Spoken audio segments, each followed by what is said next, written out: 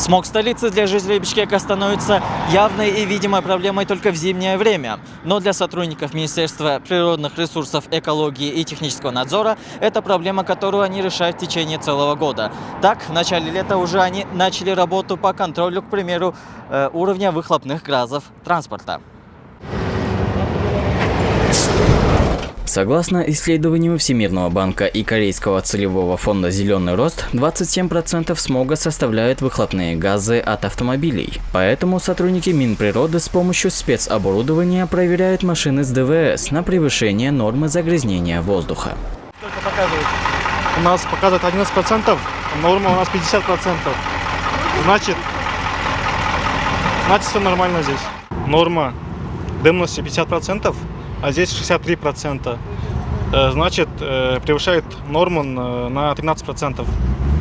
Наша цель не штрафовать вас, и вы своему хозяину передайте. В следующий раз такого не будет. Уже мы будем принимать меры.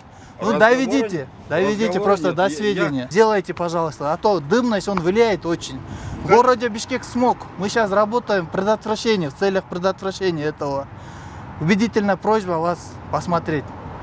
ДВС. Разговора Все, спасибо, Володя Бакин. До свидания. До свидания. Удачи. Сегодня проведена проверка автотранспортных средств и проведены разъяснительные работы среди водителей о недопущении загрязнения атмосферного воздуха с вредными выбросами выше нормы.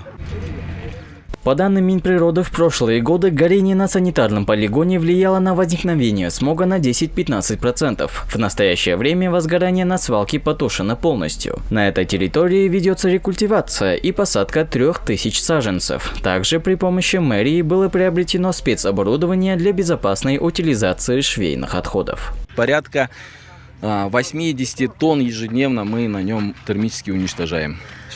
Швейных отходов, да. Под рекультивацию у нас на сегодня находится 33 гектара, которые ведутся работы, сделаны 60% этой работы под рекультивацией. Ранее до этого нам неоднократно приходили заявления от граждан, приходило письмо от аэропорта Манас, то, что когда посадка и вылет делается, это мешало, затрудняло взлет и посадку самолетов. На сегодняшний день силами межведомственной комиссии и мэрии, конечно, этот вопрос полностью решился. Задымление тут полностью прекращено.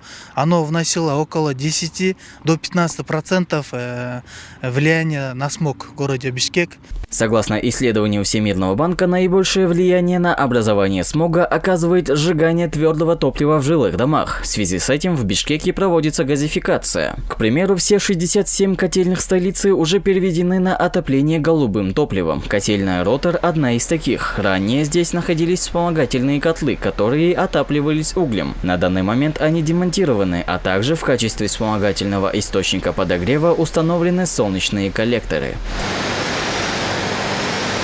До этого ранее этот объект отапливался углем от 20 тонн и более. Да? По расчетам нашего отдела, от 1 тонны угля в среднем в атмосферу выходит от 43 до 100 килограммов выбросов. Да? А если взять 20 тонн в сутки, это получается колоссальные выбросы шли, да, на атмосферу. И в связи с этим загрязняло не только наносило вред населению, но и окружающей среде тоже значительный вред наносил. Да? Здесь у нас мы обслуживаем 73 объекта данной котельной. Из них самый приоритетный этот наш республиканская детская больница, охрана материнства и детства. Из 73 объектов у нас больница, 80-я школа, Крымско-Турецкий университет Манас, там 3 объекта, и здесь частные 2 школы. Остальные жилые дома, многоквартирные дома. Здесь мы подаем летом горячую воду, а зимой и отопление и горячую воду. Газификация частного сектора помогла снизить потребление угля примерно на 12 тысяч тонн за отопительный сезон. В настоящее время газифицировано 21 тысяча или 73% абонентов столицы. Отметим, что на приобретение оборудования и подключение к газу для граждан действует программа льготных кредитов через РСК и АИЛ-банк под 8-12%. Саимых Мусаев, Эльдар Анарбеков, ЛТР, Бишкек.